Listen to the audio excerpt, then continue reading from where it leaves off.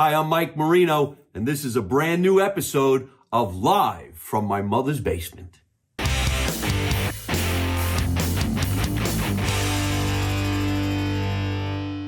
Hey everybody, how you doing? Welcome to another edition of Live from My Mother's Basement. We are actually in the real basement. This is in the house that I grew up in. I'm not in Los Angeles, thank the Lord. I am in New Jersey, in my house in Scotch Plains, New Jersey.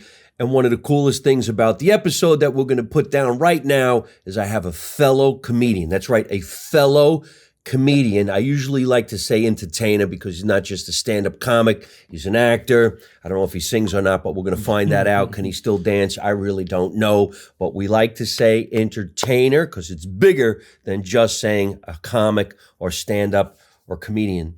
This is Joseph Anthony, you son of a bitch. Thanks for finally coming over to my fucking house. Jesus Christmas. It is a basement because it's definitely damp down here. It's damp. My arthritis is off the chain. Oh. Well, it's raining out too, so that doesn't help. Is that true? Is it weather that really makes the arthritis worse? It doesn't help. I could tell you if it's going to snow or rain, and if it's in Pennsylvania 2 days in advance. No shit. Yeah, you don't need the weather, man. Just point to a part of my body. What kind of arthritis do you have? The regular kind. The regular? Yeah. No, I don't do. I was like many different types of arthritis. There is osteo and rheumatoid. I have arthritis. I've had 4 joint replacements, all in my lower extremities. Really? Yeah, we'll start out on a sour note. I've had both my knees replaced at the same time. I've had my left hip replaced, a total hip replacement, and I was in a near fatal car accident with an asshole that was speeding, banking turns, hit me head on. I broke my tibia and my fibula. It was reconstructed, but real shitty reconstructing because this shyster worked for the attorney, and they tried to do it with a needle and thread for $8.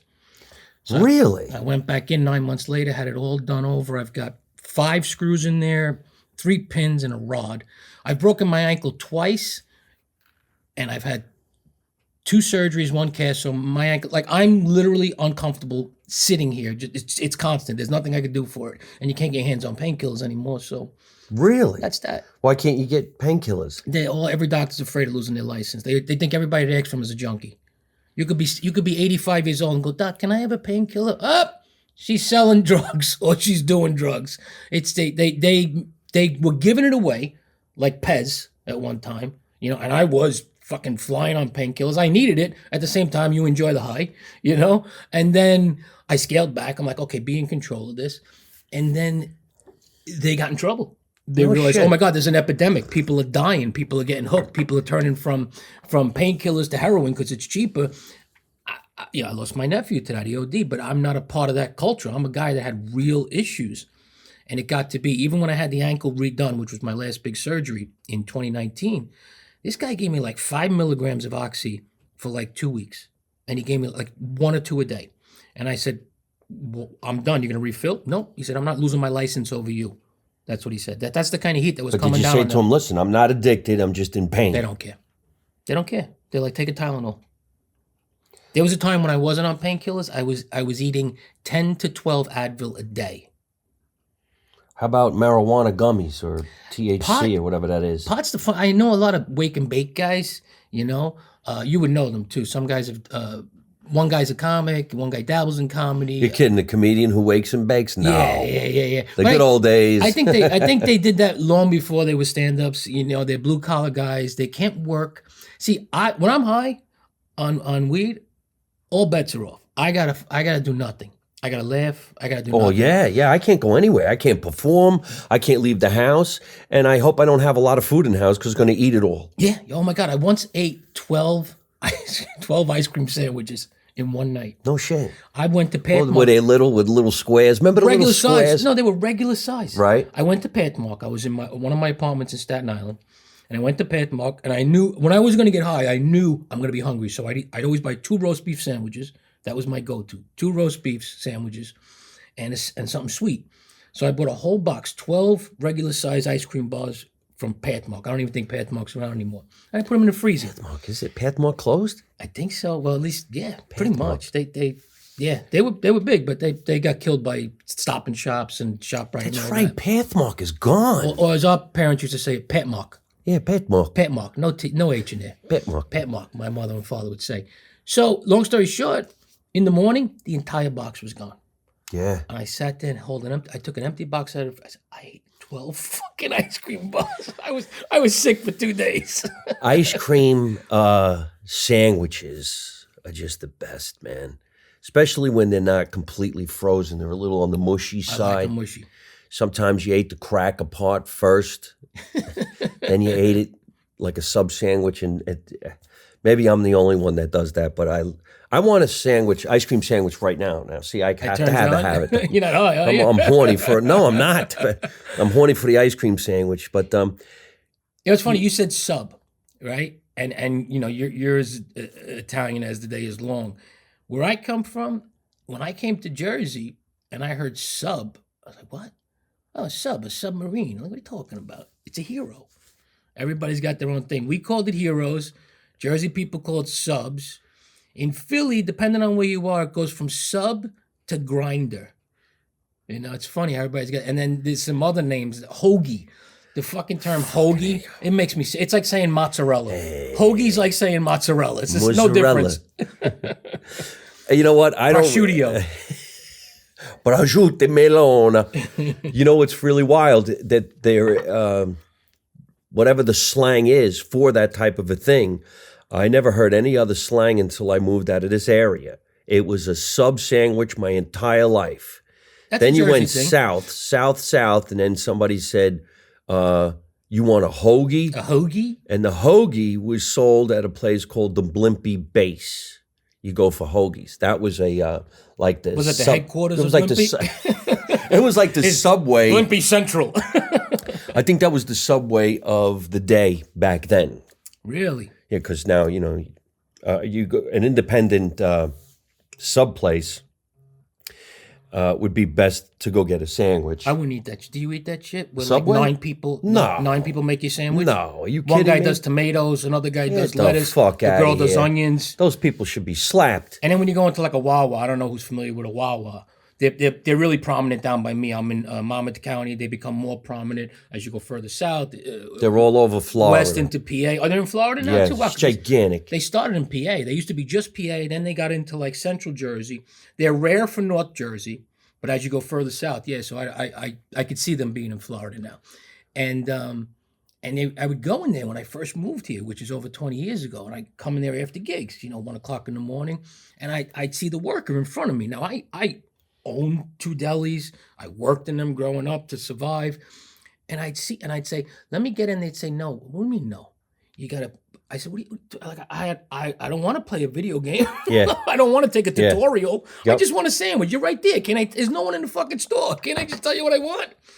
Every screen, it's like I don't know what all these choices are. Like, please, can't I just tell you you're right there? There's nobody here. But yeah, I learned about the Wawa way of life and hoagie. That's how they say it around the Philly, Southwest Jersey. I hate that. A hoagie. Would you like a hoagie? No, I just want to kick you in the teeth. Yeah. Open your mouth when you say it. So sub sandwich, certain areas. Hoagie, I don't know where that is. Grinder, always thought that was a different type of a sandwich. It's a Philly thing. Maybe they mean a cheese. I don't know. Grinder. I just know it's a hero. I always know it as a hero. Hero. I never really called it a hero. Yeah. It's not a hero. Who's it saving? Another thing that's big in Jersey, because when I first came here, I was doing stand up, and I had quit my day job. I left my day job in 2000. I had been doing stand up for over 10 years. And one day I was coming back from being on the road. I had just moved down into Monmouth County. It was the year 2000. And it's Sunday and I'm coming home. I had been on the road for 3 days. And I just went, I'm not going into work tomorrow. But I had no plan. And then eventually Monday became Tuesday, and that's how I made the break into being a quote unquote full-time stand-up. But there was a point to this. It had something to do with sandwiches. We still got to go back to your knees. We'll go back to knees. Anyway, that's what it was. I got cast in an off-Broadway show, little show. No shit. Yeah, I got cast in the lead. It was a silly little independent called Fool's Light. I had the role of Fred. I was the very cerebral guy of the bunch, and it was an acting role? It was an acting role. role. Oh, nice. And what was fun about it is that I wrote my own monologue. And I don't know if you know Joanna Bexon. Like every comic has studied acting under Joanna Bexon. Oh. She was a student of the Actors Studio. She teaches Meisner. You know Sanford Meisner. There's two techniques. There's Meisner technique and what was the other one? Stanislavski. Stanislavski. Right. So there's method acting, and Meisner. I was a student of Meisner, and Joanna taught us a great trick that if you come up with a monologue, you come across a monologue, you write a monologue, they're gonna ask you, "Oh, that's a nice monologue. Who wrote that?" And it was like the way you do strippers, the way you put together like the street you grew up on. I don't know. There's a method to that, like the street you grew up on with your mother's maiden name. You know what I mean? Whatever, something like that. You do the same thing with making up a writer's name because they have no idea. Oh. So I made up a name. It was like a combination of my mother and father's names. You know, and they're like, oh, it's very nice. Meanwhile, I wrote it. So I got the part with my own monologue. And the point of that story was I needed to pick up a job. And that's how I ended up back working in a deli. And that was the first time that I heard, here's another part. Besides a sub, they'd say, let me get a sub. And then it was like, the owner would say, ask them if they want a half or a whole. And I'm like, what are you talking about? There's only one kind of hero. A hero is a hero. No, a half or a whole. Oh, no shit. I never knew those sizes. Yeah. You want the whole thing. This is captivating. No, it is because I actually love the Wawa.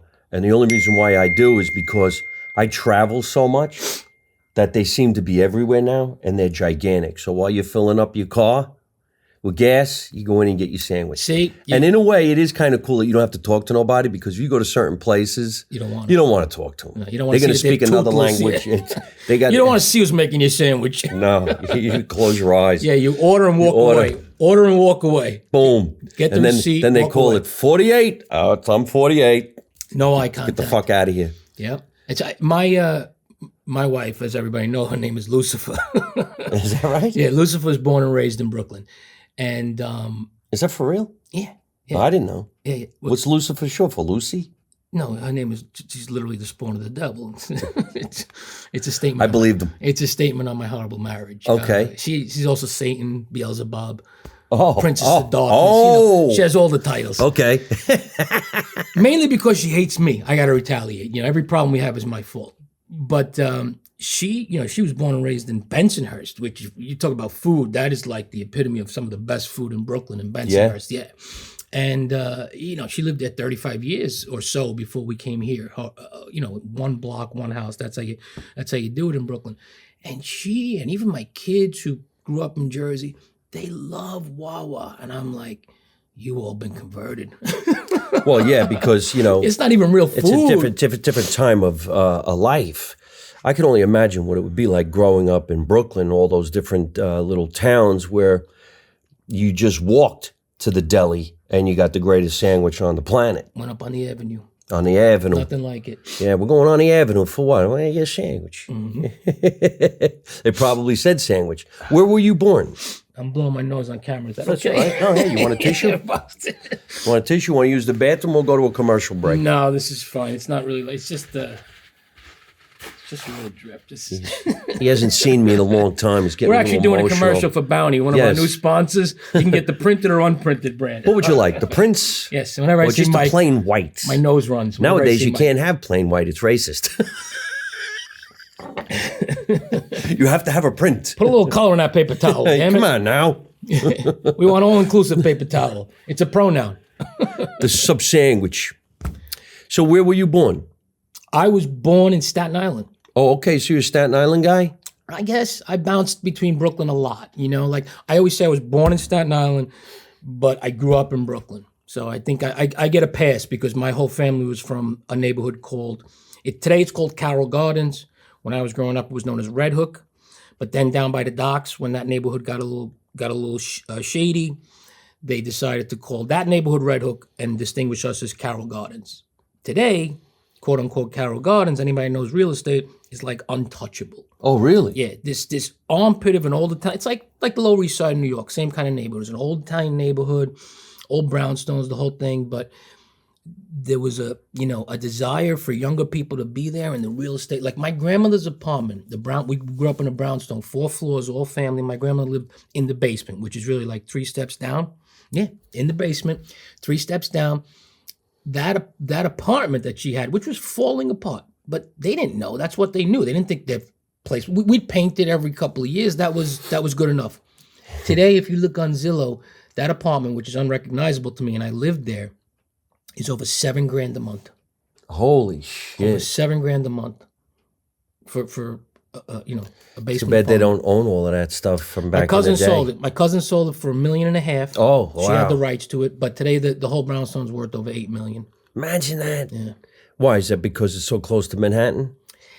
That's part of it. It's just it's like, and Carroll Gardens is a beautiful neighborhood, but you take a neighborhood like Williamsburg, which is, in my opinion, you got a lot of people, they like to, a lot of like millennials, they like to say, I live in Williamsburg.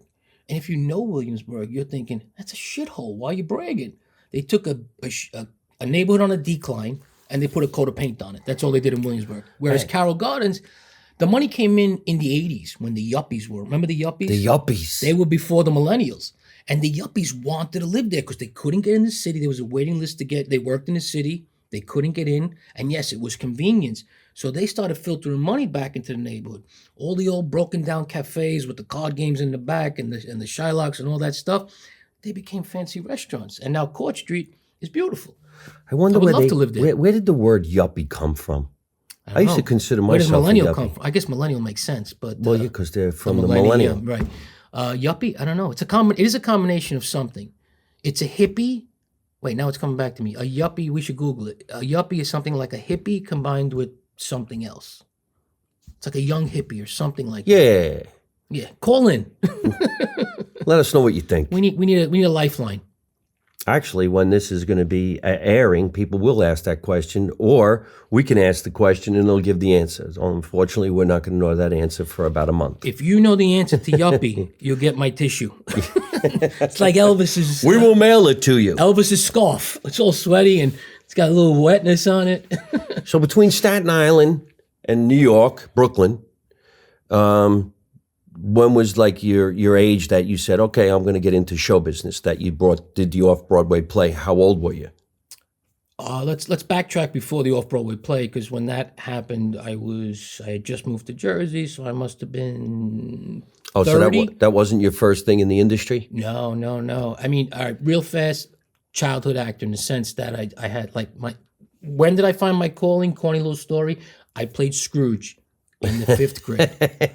And Mike, I swear, I kid you not, I killed it. I killed it. The Italian Scrooge. I'm sleeping here. I'm sleeping. Right. 4:00 in the afternoon, you put another coal on the fire. Yeah. Whose ghost is here now? Right. Bah humbug. Get the fuck out of here. The ghost of who? Yeah, Christmas past. Bring him in. But I played Scrooge, and I really did a phenomenal job. Like, other parents were, their kids were like a tree, and I was the star, and they were coming over to me, and I was like, wow, I'm really good at this. So when I left junior high, in fact, I was a tough kid. I was a cool kid. So lunch was always like, about puffing your chest out and, being a jerk off and hitting on girls and having fist fights and whatever. I wanted to go to the School of Performing Arts. Fame, sure. The movie Fame. Yeah. So I would meet. Let everybody know that, because I don't even know if that school is as famous as it is today as it was then. There was a TV series about it. First a movie, then a TV series. Oh, went from the movie to the series. Yep.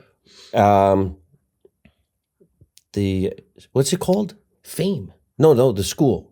School of Performing Arts. School of Performing Arts. I had a friend that used to go there, and he rode the bus from New Jersey to the school. And I was so jealous because I'm like, I wish I could go to that school, because it's about actors. It was my Everybody. dream. It was my dream. And I would leave lunch every day. My friends would be like, where you going? Man, my stomach. I was going to the bathroom. And during lunch, I'd sit with the drama coach, and he helped me with my monologues. So I didn't make it into the school. I had my sights being an actor. I always loved writing. I get into high school. I get a job around the block. I start out because the guy who owned the property, his family was in the funeral business. So they owned a lot that had a monument company. If you have a funeral company, if you're a funeral director, you want to have a monument place that you could send people to. And on that same lot was this small little building. It looked like a ranch house. That was always these different things. It was a real estate office at one time. It was a novelty shop at another time. And they were finally going to put a deli in there. So I started out making grave blankets for the monument company. I was about 13. That was a grave blanket. It's The flowers. with the pines that you lay on your Wait a minute, man. That's like an old term, isn't it? It's the blanket. I haven't heard that in a long time. Because I actually just went up to visit my mother and father in the cemetery for Mother's Day. I don't think that the And name I don't think changed. I don't think I've heard blanket. What My are they father called? used to say that. What are they We're called? gonna go get your mother a flower blanket or something like that. A grave blanket. I don't think that's A changed. grave blanket. Wow. Put that with Yuppie. We need an answer to that too. Google that. You'll win a tissue. too. No, it's something that drapes over the entire It's plot. made of pines and some fake flowers. Yeah. And stuff. Wow. It's expensive too. Yeah. My sisters usually buy it for my parents in Staten Island because I'm not there. And once in a while, when I'm ahead of the curve, I rob one from ShopRite. That is They hilarious. keep them outside, so they got to be free, right? We used to throw change, pennies, nickels, maybe palms from Palm Sunday. You make a little cross, you throw it. Then you go back there 2 months later and everything's gone. So they clean it up. Cemetery workers, they don't want, especially when my parents are, they're such creeps. They don't want anything. They're the ones that sold it to you. They have, oh my God, they are the worst people in the world. They had such rules. So I made these grave blankets. And they're like, we're opening a deli. I'll be the stock boy. I lived around the block. I started out as a stock boy. The guy who owned it, he knew nothing about the deli business. I learned the business inside and out. He was a funeral director. And he took such a fondness to me, nothing weird, Like my old man wasn't around much. And like, he was the only guy. I went to a baseball game with this guy. I never went to a baseball game, my old man. And so on. So when I got out of high school, I really didn't know what I was going to do. I really didn't want to go straight to college. I knew I was interested in writing. He said, I'll give you a partnership. You know the business. I'm on the other side of the island, running my funeral parlor, my family's funeral parlor. He said, you run the store and I'll give you, profit sharing. So I was making a ton of money at 18 years old. I was getting a profit share from the grave blanket business from like October through December. Yeah. Or whatever you want to call it, grave comforter, the grave duvet. It's a little cold. Get it in a blanket. So what happens is I'm a partner in a deli. And really, no one knew anything about that business but me. I ran everything. When we expanded, I controlled the contractors doing the construction work. I had all my friends working for me. I'm out one night with a friend. We had just gone to a concert at Jones Beach Theater. We saw the Spinners. We saw the Temptations, the Tops. We were so like on a musical high. We weren't high. We went to a bar in Staten Island. We had a drink. I saw an ex-girlfriend of mine. I was being a jerk off. I was telling her, come on, dance. She was on a date. I was like, fuck him. Come on, dance with me, And then a fight broke out across the bar. And the bouncer knew me. He says, Joe, get out of here. Because there was heat around me. It was about to be a fight. The kid was getting annoyed. I was going to crack him. So the fight was lucky that it broke out somewhere else because he said, Joe, get out of here. They want you. So we got out, we left. All of a sudden, next thing I know, my friend and I are in a chicken thing in the middle of an icy winter night. We're in a chicken match with the cars with these kids. So, we're a bunch of young guys. What are we, 19 years old? We start playing chicken with them. And the kid crashed. So when he crashed, he got out and he was like, we're sorry. We're sorry. Well, I should back up. At a certain point during the chicken match, they stopped the car. There was 2 cars. So there was 3 of them and me and one friend. So it was 2 of us, 3 of them. They stopped the cars and they got out with baseball bats. So instead of running, we kept going towards them. And they retreated with the bats. So now we take off after them. And by the way, this all ends up somewhere to me getting into comedy. So you want the book version? Mike, why don't I just leave the book version? Come on, let's go. I'm dying to know what's going to happen here. All right, this is what do you call it? An Edge of the Italian with seat. baseball bats. You never get that. It's new. It Go ahead. never happens. I should have chased him with a rolling pin. It would have been less expensive. Wooden spoon. We're driving after them, my friend Kenny. And I says, Kenny, I wish you had a weapon in this car because, they acted like tough guys. I'd like to scare them back, if we catch them. Kenny goes, I got his bat. My friend Kenny was so tough. He reached into the kid's car, punched him in the face, took the bat right out of his hand. Holy shit. They crashed. Now we're at the crash. They slid on the ice. They crashed. They got out apologizing because we caught them.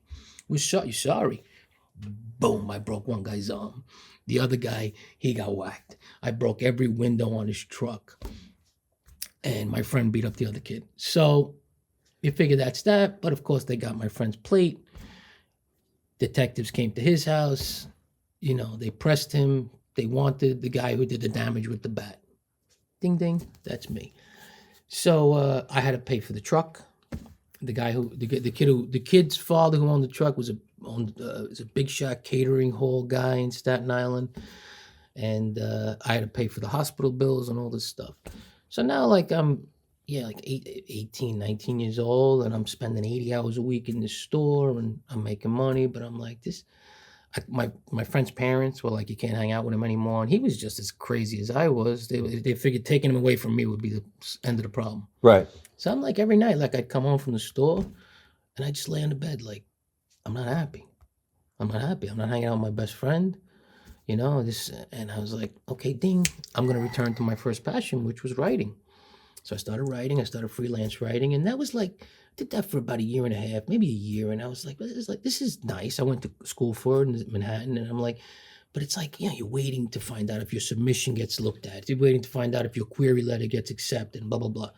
So I always wanted to try stand-up. It just was like a secret passion of mine. And I went on stage at Pips in Brooklyn, the old Pips on Emmons Avenue. Pips in Brooklyn is probably the oldest one of the oldest original comedy clubs in New York or the planet. On the East Coast was their claim to fame. The oldest comedy club on the East Coast at that time. Yeah, started by George Schultz, and then his sons took it over. Marty and Seth. Seth killed himself, unfortunately. I didn't do Pips. I wasn't even around. I knew about it. The only reason why I knew about it is our mutual friend, Michael Wheels Parisi. He was the House MC. That's how I met him. Is that right? Yeah. Well, his big claim to fame, of course, at that time was working with Andrew Dice Clay. And now all these years later, we got to do a quick little salute because we are drinking coffee. We are drinking delicious Parisi's coffee. Parisi's coffee. This is coffee by Michael Wheels Parisi. You can get it at parisiscoffee.com. It comes in these huge bags. They're delicious. All right, back to the story. No paper towel included, though. Yes, That's extra. The paper towel you can only get if you tell us why it's called Yuppie. That's good. Mike and I go way back. Mike, when I started, Mike was like the house MC, and I never forget. You talk about Dice. I never forget. Me and my friend Scott, we started together. Scott was like a construction worker, and we both lived on the island, so we hooked up. We both did an open mic like the same time, so we connected. We both did really well. And open mic, long time ago, before the word TikTok and Instagram and Facebook and fuck your friends over. It's how you made your bones. It's how you really became a good comic. You didn't become a comic by having 20 seconds online that takes off. Then you go on a sold out tour making tons of money and you don't have a fucking act. That's what's going on today. Yes. And a lot of killer comics in my wheelhouse, my generation, we're not old, we're not young, we've earned our stripes. We're struggling to get to work because it doesn't have to, I don't want to say only kids, but it could be anybody. It could be kids, it could be housewives, it could be just anyone that puts something out there that somehow, some way through the algorithm takes off, and they are selling out across, and America supports them. Like, I want to see the person that made me laugh at the traffic light. Yeah. And then they get there and there's no show. When is it going to return to being funny again?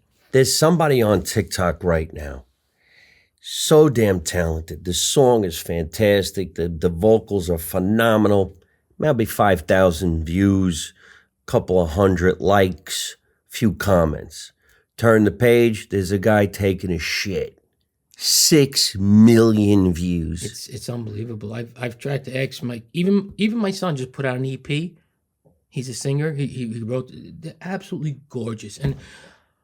And even him, he just turned 23. I don't even think he knows what is the secret. What is the magic to making this? Nobody really knows the secret. It's like playing the lottery. You don't know what the hell's going to happen. You got to keep on playing it. Fish in a barrel, yeah. I have some clips that are in the millions, and the clip right next to it's 100,000. And then after that, maybe 100. And you're like, what? Mm-hmm. How'd the one hit so big? I didn't even think it was that great. but people did for some reason, somehow. I can't complain. I'm doing pretty good with it, but it does make you wonder, like, what happened to the original clubs when people went to see anybody? Mm-hmm. No one-hit wonder. They went to go see anybody. And we were talking before, I'm wearing a shirt from a classic comedy club back in the day. Did you do the Rascal Circuit? Yeah, there was one in West Orange, New Jersey. Then there was the one down in Eatontown, New Jersey. Mm-hmm. Then after many years White Elephant. Which was like an antique place as well. I used to get drunk and buy things every weekend when I was there. Somebody needs a Danny Bonaducci lunchbox, you know? I went to this comedy show. How was the show? I don't know, but look at this carousel. Right. I would do stuff like that. But go ahead, I interrupted you. That's all right, man. The Rascals franchised after the original owners sold out. And then there was one in Montclair. There was one in somewhere in upstate New York. And then there was one over here. And then it all went out of business. They were in the power plant. Power plant? In Baltimore. Really? Yeah. I didn't even know that. Power plant is an area where there's restaurants and bars. You know, they open. And that's when they started franchising out. And then as soon as they franchised out, it went away just as quick. Yeah. Yeah. They were in Miami.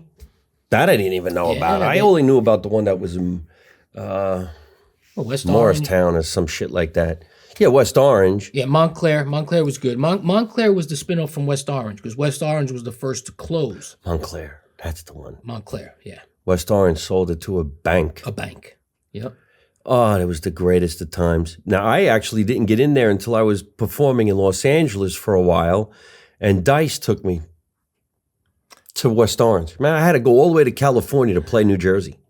Well, I will tell you that before I met you, you had a good reputation because, I don't know if you remember, oh, no, I'm dropping it. He's such a nice guy, and he's so helpful in a sense. He's one of those rare guys that will get behind a comic and speak up for them. Like, I used to like Middle at Rascals, and Ed Kavanaugh. Oh, yes. He was the sweetest. And Ed said, Kavanaugh. What are you doing featuring here? And then I became a headliner at Rascals. And I was sitting in the Montclair Club. And I think we were both working the same place up, whatever it was. And I'm like, Ed, what's the deal with this Marino guy? He's like, Joe, he's kind of like iconic in Jersey. He's got a big following. That's how I first learned about him. I was like, I see his name. What's the deal with him? And I met you in Vegas. Do you remember that? No. Probably not. It was a weird encounter. Really? Yeah, some shyster manager that it's bad to wish someone you don't care they died. He's a guy. No one who knows him cares he died. Who? He was like Marty Fisher. I knew him. You didn't have to. He was he was a scum. Marty? You know Marty Fisher. You know, Marty like when Fisher. you see Didn't he die? Yeah. You know where his office was? When the New York hotel was abandoned. Remember it was shut down? Now it's reopened. It's a Wyndham. In fact, I go there every Christmas with my sisters. It's our annual thing. New York? The New York Hotel. The New Yorker Hotel. It's a famous hotel. You see it in all the movies. It's in Hell's Kitchen. Well, for many, in New York City. It's a very high-end hotel in the 20th century. Goes way back. Great history. And then one day, there wasn't the funds and the people staying there to support it. It couldn't be maintained. It shut down. Oh, wow. It was mostly just this empty building with squatters. Well, this Marty Fisher was such a scumbag that he was squatting in the New Yorker and calling it his office. No shit. I never forget when he told me. I never forget when he told me to come up. I think they were just left on, whatever it was. I never forget when he told me to come up to his office, and I'm walking through this abandoned building, and this guy was just in an empty room that he called his office. That's hilarious, but genius. So in order to take advantage of comics that didn't know any better, now he got to know me and see me around, and wanted to get behind me because I was good at what I did. Most of the people he was taking advantage of didn't know any better. He even tried to sink his teeth into Rain Pryor, Richard's daughter. Do you know Rain? No. She got on the East Coast scene for a little while. He tried to sink his teeth into her, to lie to her, to tell her that, he was going to make things happen for her again. She used to be on a sitcom, I think Square Pegs. She's Pryor's daughter, but even her was, having a tough time, making her way in the business, even on her father's coattails. And so Rain and I got to be hanging out, and there's Marty, and he was like the guy you see in the movies. He spoke like this, and he always smelled like tuna fish, and he wore the same jacket with the same fucking pants all the time. So he puts together this Vegas competition. He was driving Kephart crazy because he wanted to have it at the Comedy Stop at the Trop. And Kephart's a fucking drunk. And Marty Fisher's a scumbag. And I would see him on the phone, Bob, we're all set for the competition. And, Kephart's thinking, okay, how can I pick this guy's pocket? And he's thinking, how can I pick the comics pocket? So he gave him a package deal. Look, we'll fly you. You pay this one price. We'll get you the hotel room at the Tropicana. We'll get you the airfare. You're in the contest. There's going to be all these great things happening. All these big shot judges. You know who the judges were? Charlie Callis. he was a Charlie Callis. I met him. He was great. He's like, but like Charlie Callis isn't making anybody's career in whatever year that was, So he says to me, I want you to go out. You're like one of my prodigies. I says, I'm not going out with you. I'm paying you a fucking dime. I called up a friend of mine who was working for Kephart at the Comedy Stop. I says, Joe, you work it out. I want to go to Vegas. I got a friend out there, my friend Stefano. We always have a ball together. He's living out there. I want to go hang out with him. Joe got me a deal. I got a deal on the room. And Marty was so pissed off that I didn't go through him because he couldn't pick my pocket. Right. And then I would show up at the competitions, I'd win them, and I'd leave.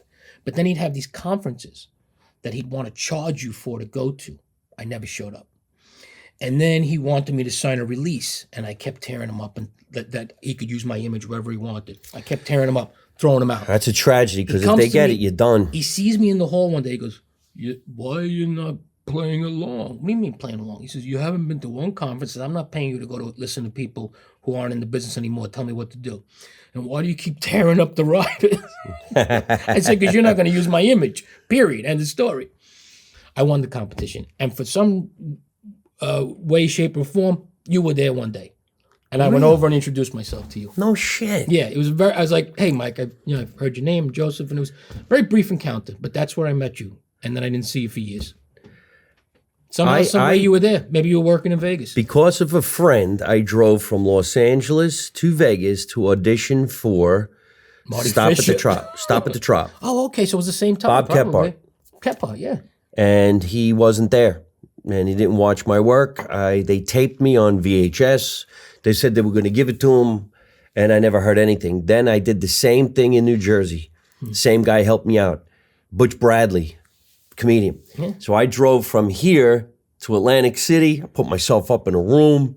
I did my audition. I didn't get un gats. I got the same. They never gave me the time. They never gave me the time of day. He never showed up.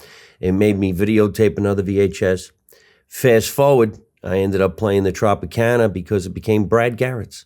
Right. And Brad put me in. That's good. And that's the crazy shit about what we do. You end up begging in a certain area. And how do I get to play Rascals? Andrew Dice Clay got me at the Comedy Store in Los Angeles. We go to Rascals in West Orange. Me, Dice, and Jimmy Norton. Mm-hmm. And then 2 weeks later, me and Jimmy Norton are co-starring in a movie called Errors, Freaks, and Oddities, starring Charlie Callis. Wow, really? How fucking whack Are you is that? serious? That's yes, crazy. Independent film made long ago. I was supposed to be the star. I was on the cover of the movie. No kidding. But Jimmy Norton got an HBO special. Mike Marino was put on the back and Jimmy was put in the front. And basically, I'm almost the one that got Jimmy in the movie because he wasn't thinking it was going to be a good idea. But I told him, like, come on, dude, let's do the movie. So we did the movie. He actually plays my brother-in-law. No kidding. He used to open up for me, Jim. You know, it's a crazy business. There's no rhyme, no... People ask, laymen, we get these questions all the time. How come you don't have this going on? Why don't you have an agent? How come, how do you... And we don't even have the answers because there's no rhyme. It's not science. It's art. There's no rhyme. There's no reason. The industry is basically has no imagination. So they're not necessarily looking for the greatest act. They're looking for the one that can sell tickets most of the time. You know, I mean, there's a small handful that like quality, but it's come down more and more to be about business. It's always been a business, but it's really, you don't know how you end up with certain gigs. You don't know how you end up not going back to certain gigs. You brought the house down, people came to see you, and you're like, I can't get a fucking answer from the guy. I mean, we all have the same complaint most of the time, until you make it, and then then they lay out the red carpet. But see, that's another thing. Then what is making it? Making it isn't making it. You actually earn a living as an entertainer. That's making it. Well, I guess I made it. Because everybody else in any other industry would say, I really don't want to go to work. So you talk to a guy who puts on roofs or a carpenter, and by the time he gets to a certain age, he's like, I don't really want to do this anymore. Right. I go, well, do you feel like you made it? He'd be like, what are you talking about? I earn a living as a carpenter, and it's what I do. So, as entertainers, if you earn a living as an entertainer, well, you did make it. You're making it. Well, you want a dose of honesty? I've had a family. My daughter's going to be 25 this summer. And I would say that in 25 years, I have financially supported my family 80% of the time as a stand-up comic. You made it. I consider myself a success. And now, if you want honesty, at 55, I'm trying to turn over stones. I'm trying to figure out, like, what do I do now? It's rough. It's rough. Financially, I'm hurting. I'm hurting. And, I shouldn't be saying this on camera. That's okay. I am. I'm being honest. Everybody's watching gets the shit that I put out on my podcast. I've had some unbelievable guests. The truth sets everybody free because okay, you want to buy a house in Howell? There's somebody. I'm selling it. See, he owns a house in Howell. That's a pretty wealthy neighborhood. You got to have some cash to be living there.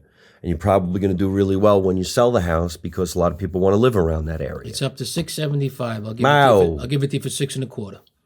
Because I'm not fixing anything. Now he's a real estate agent on a podcast. The tissue is included. But then there's those miracles that pop up out of nowhere. Like, hey, listen, I really need this job, and all of a sudden it pops. And then from that one you get another one. That's why I don't want to say I do everything. I go everywhere. But we love entertaining. So in a way, you're going to go anyway because it makes you feel good. But usually if you do something, you get another one and then another one. It just comes out of nowhere. Like when I told you today, I said somebody just called me to do a birthday party and I can't make it. So I have no problem passing the gig. The only problem I have sometimes passing the gig is what's the argument going to be when the gig is over? The comedian didn't show up, he wanted more money, or he didn't do the right thing, or the people putting on the show screwed the comedian. Whose fault is it? Because we go through that. That's why eventually parties are always... it sucks. I get hired for a million parties. For some reason, everybody celebrates 60. I don't know why. It's not a milestone. 50's a milestone, 75's a milestone, 60's just fucking 60. And I get hired for so many 60, some 40s too. And I'm like, I'm not a party comic. And I got to go in there and thank God I have the gift of improvisation because like my act doesn't work in a room with 30 people, but they hire you. And then I quote a price and they're like, wow, that's high. Are you going to do an hour and a half? No, you got people eating, seeing each other. I'm going to do this amount of time. If there's no restraints from the catering hall, I'll do more. I'm not punching the clock. I'm going to do this amount of time, and this is the price. And you'll see, it'll be great. But it's not something I want. If I could turn down parties tomorrow, financially, I would never take another party again. Because you don't know what's going to happen. They didn't come to see you. You're a guest. No, they went to a party, and they wish you would shut up. Yep, you're a guest. I went and did this birthday party just about a week ago. And I said to the girl on the phone, where did you see me? She said the Count Basie, and I go, okay, look, it's going to be a lot different, okay? That had 500 people at $45 a ticket. Mm-hmm. They're watching the show. They're buying cocktails. I come to your house. How many children are going to be there? Where's the party going to be? In your yard? Are you going to buy a little speaker that you rented at Radio Shack for $50? Do you think this is going to be like karaoke? Is there a light? Is there a sound system? Is everybody going to pay attention? How many people? Is it going to be drunk? So here's what I've been doing. First of all, I'm very expensive. I just say it, I'm really expensive because I'm really good at what I do, but not at a party. Right. So if you want to afford what I'm going to ask you for, I'm going to come, but you have to do it my way or I leave with your money. I got just that strict. Good. I can't do it no more. Here's the unless you're a novelty act. Correct me if I'm novelty, wrong. Throwing up balloons. Right, unless you got like fucking clown feet. tchotchkes with you. And no disrespect to the ventriloquists or the musicians or the magicians. They do a great thing. They do what they do, but that's why they get hired for parties. And they make a good living at it, some of them. But a guy like Mike and I are the monologist. You know, we tell a very real story from our point of view. Tell me this is not true. When you leave a party and it goes great, don't you go, I should have got more. And when it goes horrible, you go, I should have got more. No matter what, you should have got more. You're never going to see them again, so you should have got more. I go to this party, right? And she did do what I told her to do. She corralled all her friends. She made everybody go outside. They did have a tent. And please tell them I'm coming. Why do they think we're a surprise? Yeah. Guess what, everybody? We got a comedian. No, Ted, let them know I'm coming. I was just telling somebody about a tax incentive. You know, like that's them talking to each other. Like, no, please create a buzz. Tell them I'm coming. Yeah. Go ahead. So she made the children go in the house, and they were taken care of by a babysitter. So I didn't have to deal with the children. She had two older parents that I think had, dementia or Alzheimer's. They just kind of stared at me. And there were three teenagers. I hate teenagers. They just sat there and stared at their phone the whole time I was on the stage. So I go into roast mode. Mm-hmm. But the roast is mostly about my life. Well, when I see shit laying around, that's when I'm going to have some fun. And I hope they're going to take the ride. Because they had plastic owls around the yard that were there to scare off, I don't know, maybe another type of a bird or something. Something with the owls, yeah. And some kind of lighting system that was flickering. So all I did was, as soon as I got on that thing, I go, if this owl shits on me, I'm killing everybody in this party. And that's it. I had him. Yeah. But thank God the owl was there. And then every once in a while, I'd look at the 13-year-old kid and I go like this, it's a good thing you're not my kid, boy, because I'd take that cell phone that you use and I'd shove it right up your ass. I don't care. And if you're telling me you identify as a girl or a guy or a cat or some shit like that, I'd say, get the fuck out of my house. Then I don't have kids. I can do whatever the hell I want. Mm-hmm. Thank God the party was successful. And then when it's over, that's when somebody said, how much do you charge for this particular party? And I couldn't make that party, and it was a little too far, and the money was a little too small. But if I didn't have anything to do, quite honestly, I would go. Yeah, I would go. It's sometimes it's a domino. You never know what you're going to get. There are some nights, though, when you bomb at a party, you just walk out that door and go, oh. It hurts. It hurts. Walking through the people, I have a career, don't I? I know. That's a hard ride home, man. Yeah. That's a hard ride home. What the fuck you also have to tell people at a private party, if you serving food while I'm performing, this is not going to work. It's not going to go well. I tell them, they go, really? We were going to put you on doing the entree? I said, listen, if I had the choice between me and a prime rib, I'm eating the prime rib. I say the same thing. I'm not going to look at a comedian. This is delicious. Right. Not during dessert and not during clearing, because the staff doesn't give a shit. They don't even know you're there. Cling, cling, cling, cling. They want to go home. They got babies at home. They want to go out partying. They don't care about you. It's a tough gig. Parties are a tough gig, and sometimes you got to get the money and run. How long have you been a performer now? Stand up? Mm-hmm. Since the very end of 1989. So I want to say coming on 34 years. Same as me. Yeah. I'm in it about maybe 32 years. I started late. I started doing stand up at 29. I started at 20. Yeah. Well, you're younger than I am. I'm 60. Okay, I'm 55, so I should be done soon, right? I'm 60 years old. Where's the punch-out clock? I don't have any knee surgeries. Now, how did that actually happen? Because I'm going to go backwards now. Okay, that's fine. I was wondering when you would come back to that. There's no people. Did you play sports? It's hereditary, I guess. Is it? Yeah. My mother had issues, but she was never going to go in for replacements. She was strictly a homemaker. She cooked. She sat on the couch. She watched General Hospital. She was a beautiful woman. But me, I was on General Hospital. Good for you. I didn't have any lines. I just was there. You were moving the furniture. It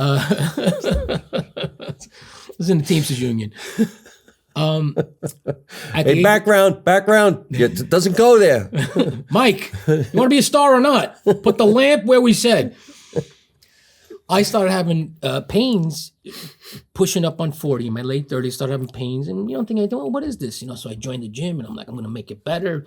The worst thing I could have done was gone on the treadmill because now I started getting more. Fast forward, I'm like, what the fuck's going on? I find out, and I was a little overweight, then I find out that my meniscus, you have 2 on each side, which cushions the knee. My meniscus is wearing down to nothing. And the doctor said to me, he says, well, you're overweight, and, this is what's going to happen.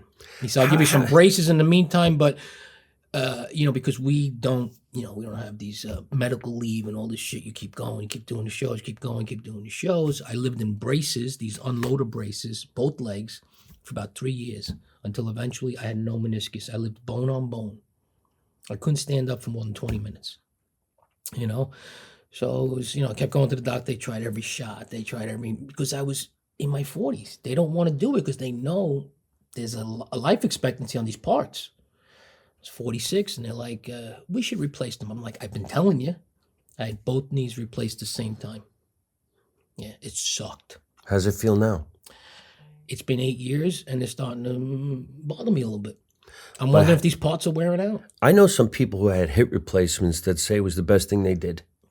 The hip replacement is kind of instant. I did have a little problem for a few days. I had cramping, which is very, very rare. Like imagine a Charlie horse times 1,000. You got a metal fucking thing in your hip. It's a hip joint. Where's this camera? It looks like it's like a piece of metal like this, and replaces your hip. But once you get through it, the hip is a quick rebound, and it's where you're like, oh, okay, I feel better. But whether it's the arthritis or whatever it is, I put some weight back on. I'm like literally having problems with the ankle, the knees, and the hip. Not like kill me problems, but enough that it's no miracle cure. I think it's the people that rave about joint replacements are so old, they're in their 70s and they're not doing much. When you're an active guy and you got to provide and you got to be around and do things, you need these things to be perfect, and they're not. They're not flawless. So the hip, one hip. Lucky me. 2 knees. 2 knees. And a foot. And an ankle, yeah. And a foot. The ankle. Yeah. A lot of deadness in that foot from nerve damage. Yeah. Yeah. That was a car accident. How often can you actually work out? Exercise? Like, see, me at my age, I know if I go to the gym and think, you know what, I feel really, really good. Let me throw up some bench presses. Let me do some arms. Let me do this. In 3 days, I'm like, why the fuck did I have to do that? Your mother. So now I just do some light weights and I try my best to just look okay. It's good to move. It's just good to move, and I'm not doing much of it. There was a period in 2020, you could tie it to the pandemic or not, whereas most people were getting fat. I got into shape. Crazy me. I talk about call my wife Lucifer and all this shit, but I wanted to save. I had this like light bulb went off. Like, what am I doing? Why are we hating each other? This is the woman. This is the mother of my children. Let's make this work. And she wasn't on board, but I tried. And during that period, I wanted to look good for her, and I wanted to feel better about myself. My wife, I must say, is gorgeous. Older than me too. She's 61. You would never know it. She's knockout. Oh wow. She's a knockout. And one kid? We have 2 kids. You have one. Well, I only knew about the 28-year-old. My daughter's 25. Going to be 25. My son is 23. Who was 28? I don't know. Could have sworn you said somebody was 28 years old. Maybe I was. 25. Oh, 28 when you started? No. 28 when I met her.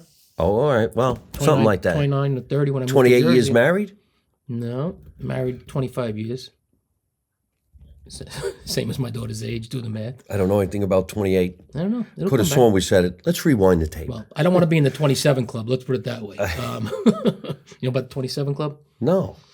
A lot of famous artists, like from... Oh, they died at 27. They died at 27. Yeah, no, we already lived past it. Yeah, we made it. There might be a 57 club the way I'm going. Well, I would have to be 67. Geez, I want to be 87 when I go. My father was 87. That's a good age. My father was 81. Yesterday, and I know because the date is tattooed here, yesterday was 10 years for my father. No kidding. Yeah. When they go, it's brutal, especially us Italians, because we're closer than close. Yeah. You know, they're fungal. You don't think you're going to work it out? No. The relationship? No. And the point was in 2020, I looked awesome. I lost, in like 7 weeks, I lost like, people can't believe me, I lost like 35 pounds. How? I put the fork down. I put the fork down. I was in pain, but I worked past the pain. I was doing all calisthenics, all crunches and push-ups every day. I got obsessed. I thought I was going to make love again. I thought I wanted to look good naked. It rolled for a little while. We all think it is shit. It I'd rolled give for a little anything while. to lose that much weight. I can't put the fork down. I love food. I don't care if you call it a fucking grinder or a hoagie. I'm eating it. It's not easy. And we're Italian, man. I don't know about you, but I have to have macaroni. Of course. And the thing, you know, I want it right now. Me too. I could preach, but the way you do it, if you're going to discipline, it takes everything you got, just like smoking and everything else that I've been addicted to at one time or another. You got to say, okay, Sunday is macaroni day, you know, and that's it. That's your treat. Sunday is your treat. Have a piece of bread, even have a piece of cake. But for the next 6 days, you got to suffer. You got to suffer. He just made me happy for a minute until he turns into, you got to suffer. You got to suffer. Because we didn't have pasta just on Sunday. It was the side dish every night. The best was Monday with the butter in the pan. I love that. You mean I owe you? Yeah. No, my mother would reheat the Sunday macaroni with the butter. Oh, really? Yeah, we had garlic and oil too, but she would take what's left over on Sunday.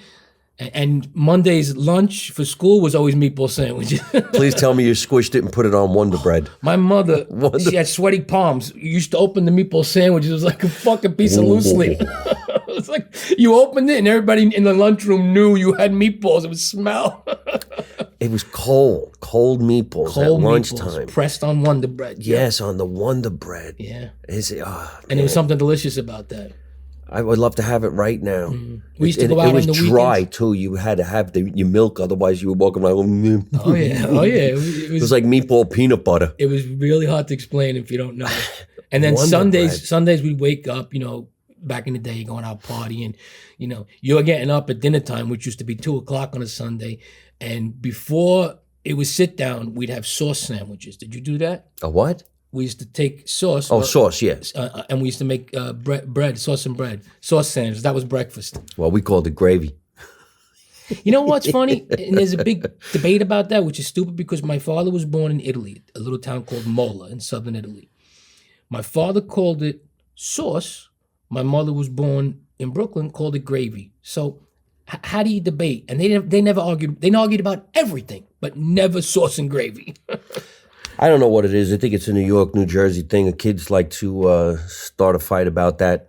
And I'm sure there's a big debate about it because, you know, hardcore, let's say Italians in Italy do call it sauce. It's sauce. Yeah. But my mother was born in Italy.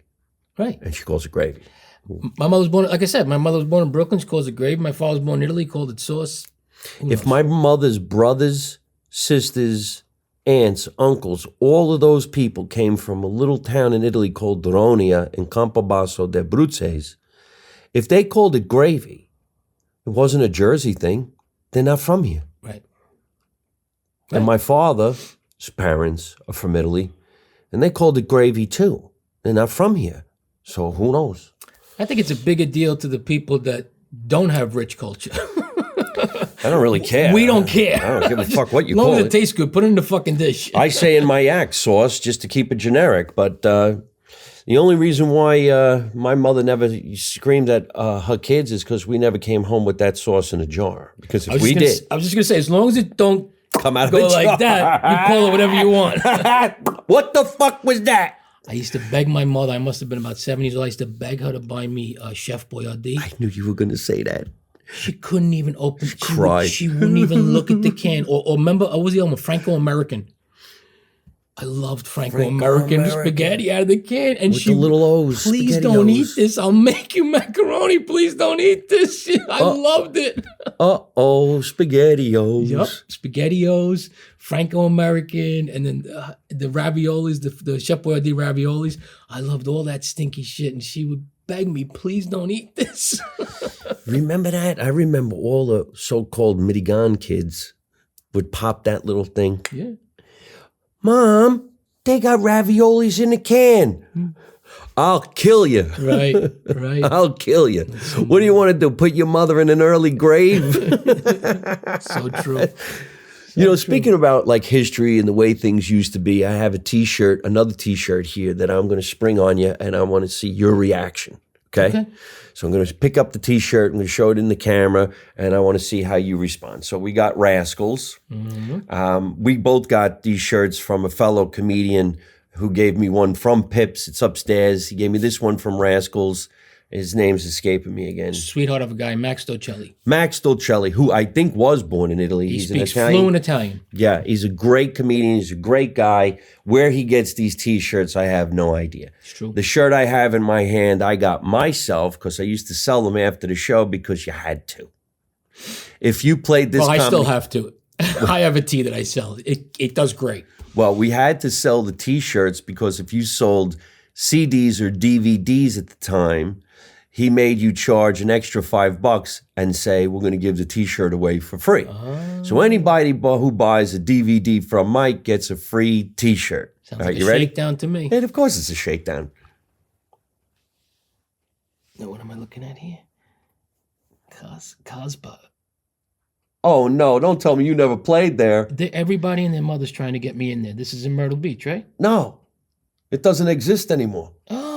Oh, Casbah. Wildwood. Yes. Wildwood with that nut job. Wildwood, okay. Wildwood. That sounds just like him. I did work there once. What a nut. Yeah, well, Vito, Don Vito. Yeah, what a nut. That was his last name. I always thought he was the coolest guy. And he used to draw pictures of himself on his shirts. He used to come out on stage in a He robe. was just interesting. Yeah, he was in his pajamas all day, because he was partying all night. Vito, the Casbah Comedy Club and Spa. I got in there. It was so much fun. Do you know I took my infant daughter there?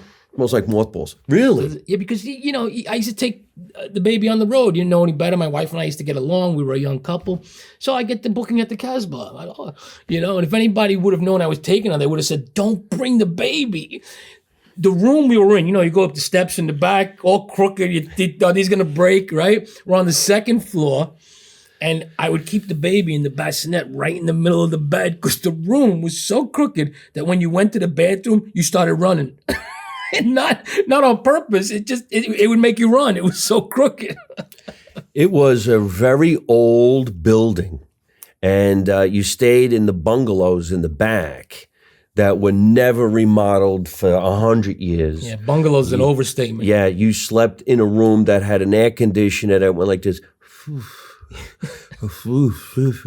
But it was across the street from the beach. You opened up your window. You could smell the salt there. You could smell the cotton candy. Yeah. You went over there and you got that ice cream. You went on the roller coaster and you got paid to be there. Every night was a show. I missed that so much.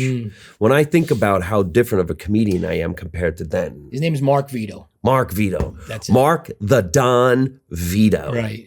I loved him, man. He was so cool. He still calls me every once in a blue moon. Really? But if there was also a time where you would do the Borgata and then the next week do his place. Okay. He allowed you to do it. I mean, you didn't even make a lot of money, but It made sense. and then you got your cheesesteak and you got your pizza.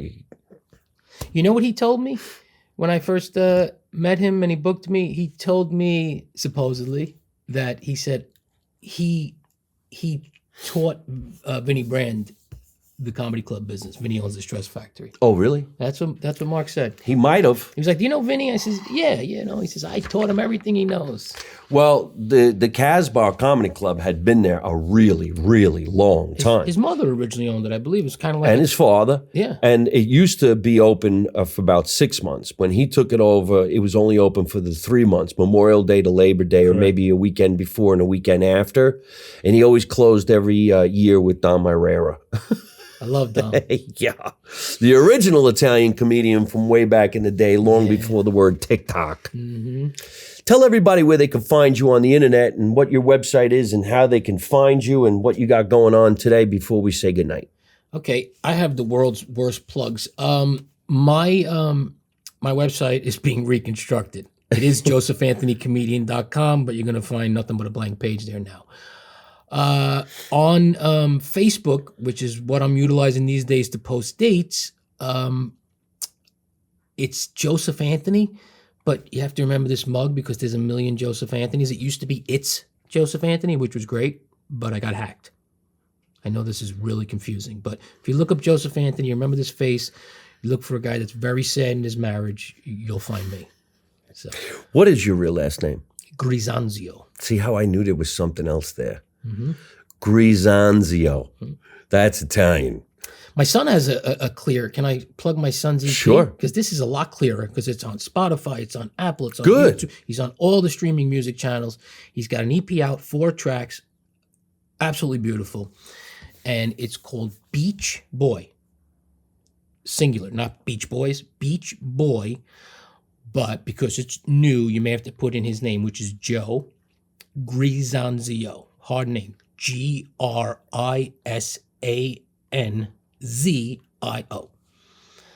Check out his EP. Why are you Joseph Anthony? Because when I was on my way to Pips to go on stage for the first time, there was 2 reasons. I'm like, what am I going to call myself? Number 1, Grisanzio is a hard name to pronounce. Yeah.